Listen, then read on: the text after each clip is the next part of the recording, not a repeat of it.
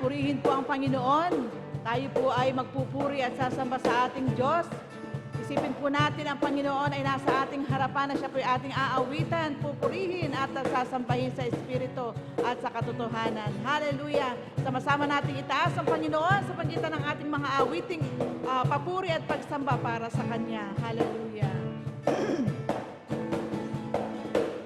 Hallelujah! Praise the name of the Lord!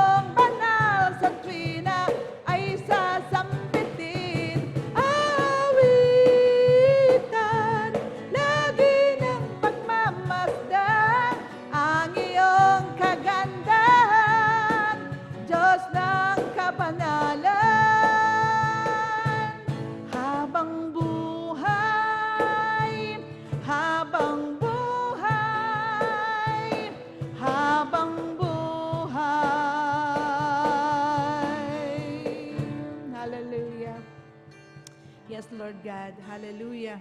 Purihin ka aming Diyos. Tunawala kaming ibang pararangalan at pupurihin kundi Ikaw, O Diyos. At ang aming puso'y patuloy na nagnanais sa sumamba para sa iyo lamang, Panginoon. Hallelujah. O luwalhati sa iyo, Panginoon. Hallelujah. Salamat sa iyo, Panginoon. Hallelujah. Luwalhati sa iyong banal na pangalan, O Diyos. O purihin ka, Panginoon. Hallelujah.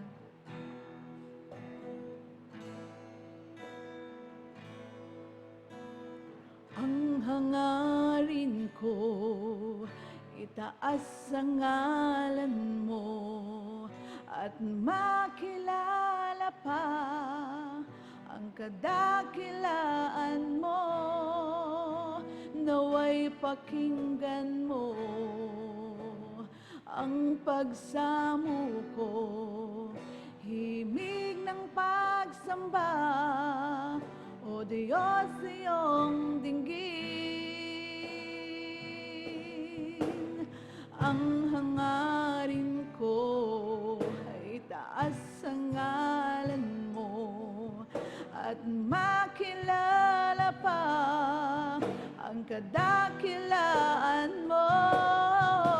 Naway pakinggan mo ang pagsamo ko. Himig ng pagsamba, O Diyos, iyong dinggin. Sa tahanan mo, ikaw ay sambahin. Kaluluwa'y nauuhaw sa'yo, O Diyos. Ang makapiling kaya't, hallelujah, yes, Jesus. O kay sarap sa piling mo, ang hangarin ko itaas ang ngalan mo, at makilala pa ang kadakilaan mo. Naway pakinggan mo ang pagsamo ko. Himig ng pagsamba, O Diyos, iyong dinggin. Sa tahanan mo, ikaw ay sambahin. Kaluluwa'y nauuhaw sa'yo, O Diyos. Ang makapiling kay aking inaasam, O kay sarap sa piling mo. Sa tahanan mo, ikaw ay sambahin. Kaluluwa'y nauuhaw sa'yo, O Diyos. Ang makapiling kay aking inaasam, O kay sarap sa piling mo. O kay sarap sa piling mo. O kay sarap sa piling mo.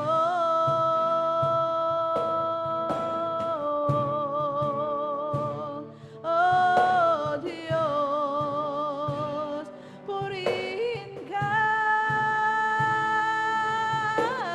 Hallelujah. Walhati sa'yo, O aming Diyos. Pinupuri ka namin, tinataas,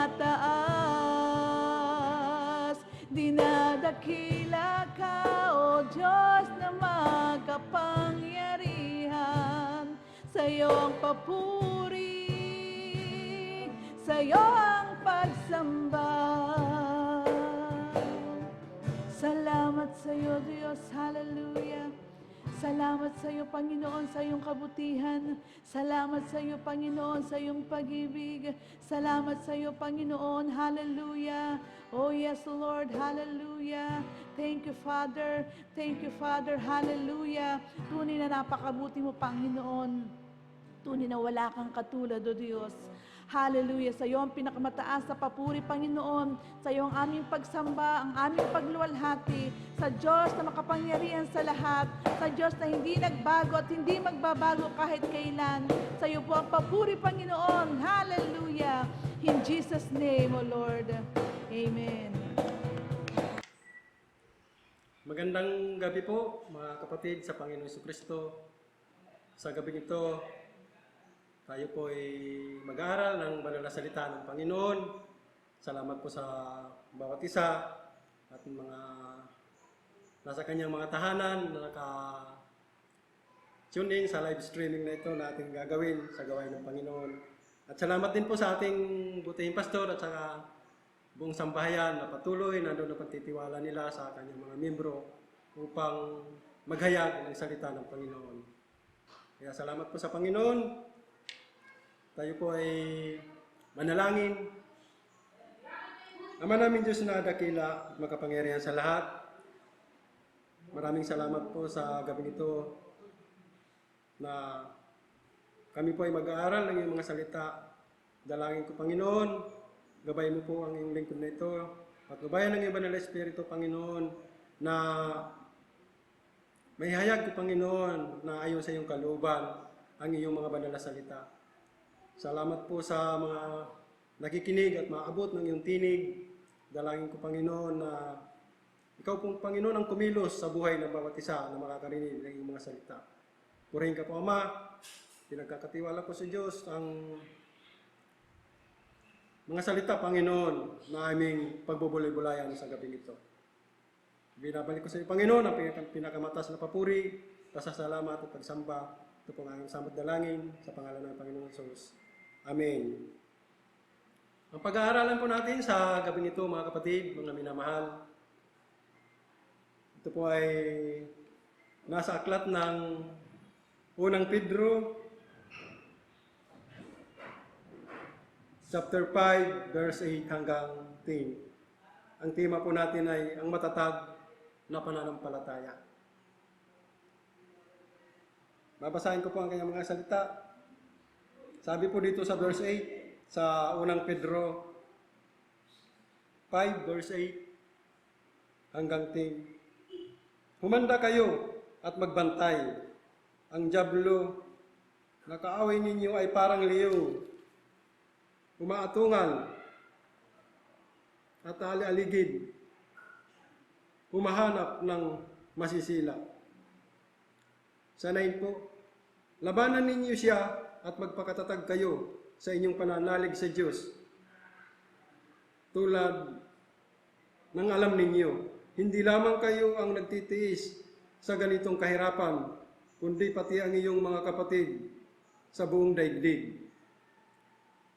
Pagkatapos ninyong mapagtiisan ng maikling panahon, ang Diyos na bukal ng lahat ng pagpapala ang siyang magbibigay sa inyo ng kaganapan, katatagan at isang saligang matibay na di matitinag. Siya rin ang humihirang sa inyo upang makihati kayo sa kanyang walang hanggang kaluwalhatian kasama ni Kristo. Sa kanya ang kapangyarihan magpakailanman. Amen. Mga kapatid, mga minamahal, ang sabi sa talatang ito na sinulat ni Apostol Pedro, na humanda kayo magbantay dahil hindi po natin nakikita ang ating kalaban. Huwag po tayong maging kampante sa ating sarili, sapagkat ang kalaban po natin ay hindi mga tao, kundi espiritu ng kasamaan na nasa kadiliman. Humahanap lamang iyan ng pagkakataon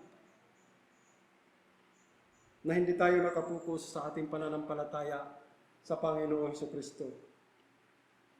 Yamang mga kapatid, na tayo ay nasa liwanag, gawin po natin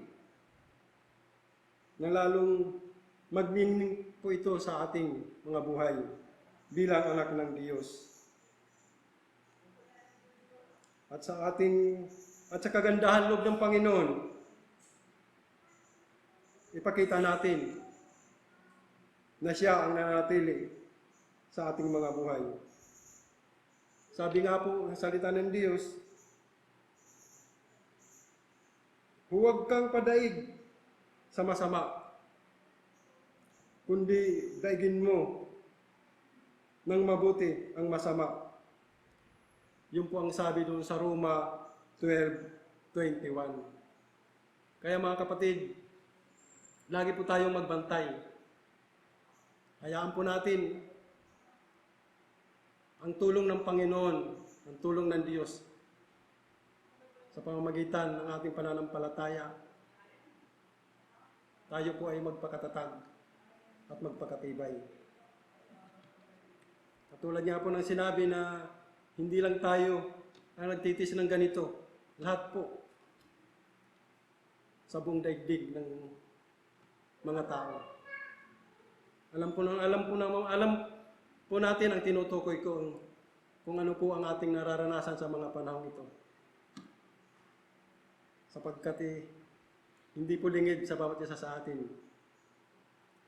na tayo po ay nahihirapan, subalit nandyan ang ating Panginoon Jesucristo upang tayo ay tulungan at gabayan sa bawat oras ng ating buhay. Sabi po doon sa verse 9, doon po sa ating binasa, labanan ninyo siya at magpakatatag kayo sa inyong pananalig sa Diyos. Tulad ng alam ninyo, hindi lamang kayo ang nagtitiis sa ganitong kahirapan, kundi pati ang iyong mga kapatid sa buong daigdig. Mga minamahal, mga kapatid, kailangan po natin ang sandata sa panahong ito, sa ating pagkikipagdigma, sa ating mga buhay. Hindi po sandatang literal, sandatang espiritual ang kailangan po natin. Una po nating sandata, mga kapatid, mga minamahal. Kailangan po natin prayer, pananalangin. Doon po tayo lalakas at tatatag sa ating pananampalataya. Personal devotion, kailangan po natin gawin niyon. Dahil sa panahong ito, hindi po kailangan natin ay magpa-order-order. Kailangan po natin ay gawin ang nararapat para sa ating pananalig sa Diyos. Kailangan po natin ang prayer, mga kapatid, pananalangin. Magpuyat kayo sa pananalangin upang huwag kayong madaig ng tukso. Ang Espiritu ay nakahanda, ngunit mahina ang laman. Sabi po ng salita ng Diyos, doon po sa Mateo 26:41. Magpuyat. Kailangan po natin gawin iyon. Magpuyat sa pananalangin. Iluhod po natin anuman ang ating mga nararanasan sa ating buhay. Hindi lang po tayo, pati ating mga kapatid sa pananampalataya. Kahit yung ibang tao, mga kapitbahay, o kakilala natin, isama natin lagi sila sa pananalangin. At huwag kayong magsasawa sa pananalangin. Gawin natin itong mataimtim na pinapasasalamat. Sabi po dun sa Colosas 4:2, huwag tayong magsasawa. Hindi pa naman tinutugon, hindi pa naman time para tugunin ng Panginoon ang ating mga panalangin. Tuloy-tuloy lang po tayo sa pananalangin. Yun po ang sabi ng Diyos. Huwag tayong magsasawa sa pananalangin. Gawin natin itong mataimtim na pasasalamat. Salamat po sa Panginoon sa kanyang mga salita. Tunay nga ang kalakasan ng bawat isa sa atin ay nagmumula sa ating Panginoon Jesucristo. Doon po sa pangalawa, sandata pa rin po ng ating matatag na pananampalataya. Word of God. Kailangan po natin iyon. Hindi lang po natin sasabihin, kailangan po natin isagawa yung natutunan natin mula sa salita ng Panginoon. Dahil ang salita po ng Diyos ay matibay po na tanggulan ng ating buhay bilang mga Kristiyano. Gamitin po nating sandata upang maging matatag ang ating pananalig. Ibahagi po natin sa iba kung gaano kabuti ang Panginoon buhat sa kanyang mga salita. Ang salita ay buhay.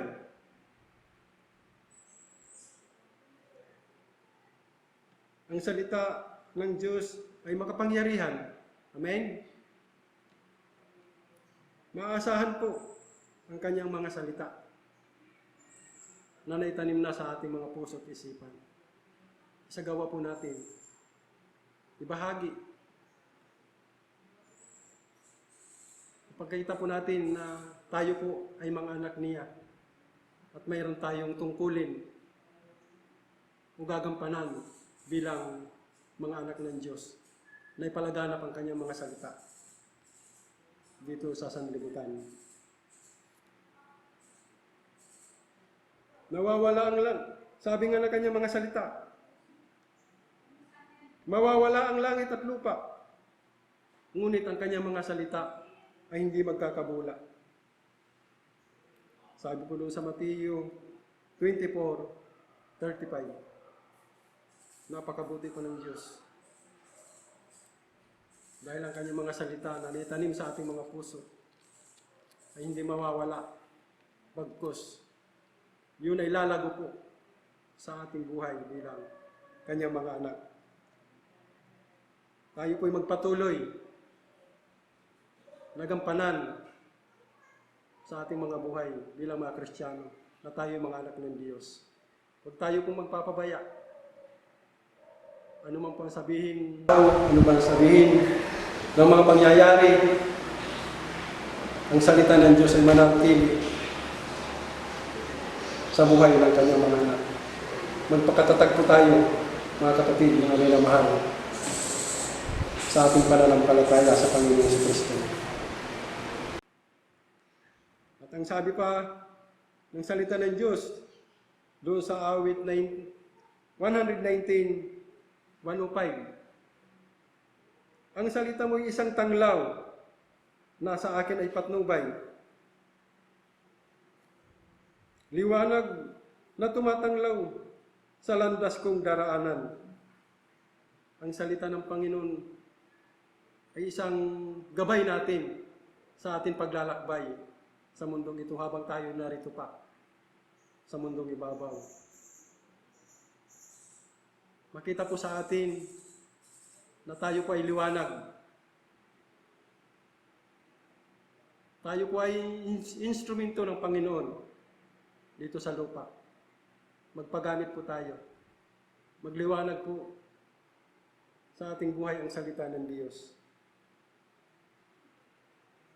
Mga kapatid, sabi pa ng salita ng Diyos doon sa Hebreo 4:12, babasahin ko lang po. Hebreo 4:12. Ganito pa ang sinasabi, mga kapatid. Sapagkat ang salita ng Diyos ay buhay at mabisa, higit na matalas kaysa alinmang tabak na magkabilay talim. Ito'y tumatagos maging sa pinaghiwalayan ng kaluluwa at espiritu at ng mga kasukasuan at ng utak sa buto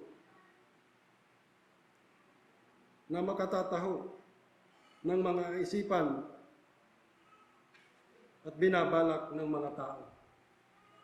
Makapangyarihan po, mga kapatid, ang salita ng Diyos. Hindi po natin kayang ipaliwanag sa ating isipan, subalit tanging Diyos lamang ang nakakaalam sa ating mga iniisip, sa ating mga ginagawa. Maaari natin ilihim sa ibang tao, subalit sa Panginoon, wala tayong may tatago. Dahil sa liksik niya, ang kaisipan ng bawat isa sa atin. Mabisa po ang kanyang mga salita. Kaya nga po mga kapatid, mga minamahal, ang salita ng Diyos ay tumimulagi sa ating mga puso at isipan. Na hindi lamang ito ay ating narinig,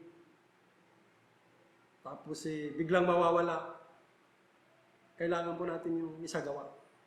Ipakita po natin na tayo ay nataniman na ng salita ng Diyos. At yun po ay may babahagi po natin sa ibang tao na hindi pa gaanong nakakilala sa ating Panginoong Kristo. Yung pong pangalawa, mga kapatid, Word of God, o banal na salita ng Panginoon. Dito po sa pangatlong sandata na ating kailangan upang tayo tumatag sa ating pananampalataya. Kailangan po natin ang Holy Spirit. Ang banal na Espiritu. Banal na Espiritu po ang magpapatatag at magpapalakas sa ating pananampalataya. Lagi po natin yung nahihilingin sa Panginoon. Na tayo ay gabayan at patnubayan lagi sa bawat araw ng ating buhay. Upang tayo gabayan at patnubayan sa lahat ng oras, ang banal na Espiritu ang maghari sa bawat isa sa ating buhay. Yun po ang sabi ng salita ng Diyos doon sa Galatia 5:25. Na ang Espiritu ang nagbibigay buhay. Kaya dapat din ito ang maghari sa ating mga buhay. Sapagkat sabi pa nga doon sa pangalawang Timoteo verse 1, chapter 1 verse 7, sapagkat hindi espiritu ng kaduwagan ang ibinigay sa atin ng Diyos, kundi espiritu ng kapangyarihan, pag-ibig, at pagpipigil sa sarili. Kailangan po natin, mga kapatid, mga minamahal, ang banal na Espiritu ng Panginoon. Hindi po natin kaya kung wala banal na Espiritu sa ating mga buhay bilang kanyang mga anak. Tayo po ay tumatatag dahil sa banal na Espiritu ng Panginoon na naghari. Pag-alabin po natin ang banal na Espiritu sa ating mga puso. Lagi po tayong humiling sa Panginoon sa bawat oras. Na tayo laging gabayan, patnubayan ng banal na Espiritu.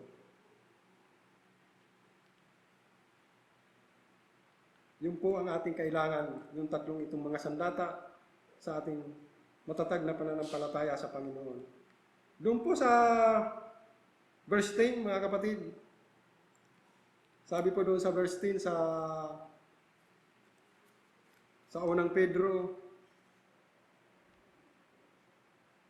chapter 5, verse 10. Pagkatapos ninyong magtiis ng maikling panahon, ang Diyos ay siyang magbibigay sa inyo ng kaganapan, katatagan ng isang saligang matibay at di natitinag. Siya rin ang humirang sa inyo upang makihati kayo sa kanyang walang hanggang kaluwalhatian kasama ni Kristo. Mga kapatid, mga minamahal sa Panginoon, ang Diyos po ay mabuti. Siya ay mahabagin. Punong-puno po siya ng biyaya at pagpapala sa bawat isa ng kanyang mga anak, sa bawat humihingi sa ating Panginoon. Hindi po nagbabago ang kanyang mga pangako sa ating mga buhay, na hindi niya tayo iwan, hindi niya tayo pababayaan.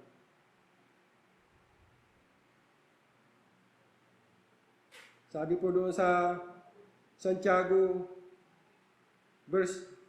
chapter 1 verse 18. Niloob niyang tayo'y maging anak niya sa pamamagitan ng salita ng katotohanan, upang tayo'y maging higit sa lahat ng kanyang mga nilalang. Tayo po ay espesyal na nilalang ng Panginoon. Higit pa po doon sa ibang mga nilalang niya. Special po ang pagkagawa sa atin ng Panginoon. Kaya tayo po ang pinili niya upang ipalaganap ang kanyang mga salita. Hindi po tayo dapat makontento. Makontento lamang sa ating buhay bilang sumasamba, umaawit, sumasayaw, kumakanta. Subalit, gawin po natin ang nararapat na para sa atin, para sa ikalululhati ng ating Panginoon Jesucristo. Mga kapatid, mga minamahal, sabi doon sa 1 Corinthians 15:1,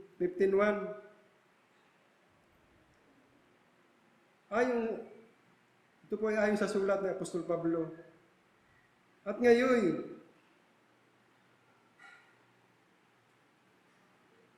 1 Corinthians 15 verse 1, babasahin ko po.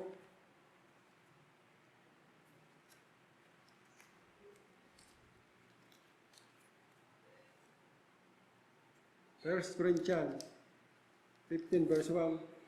At ngayon, ipinaalala ko sa inyo, mga kapatid, ang mabuting balita na ipinangaral ko sa inyo.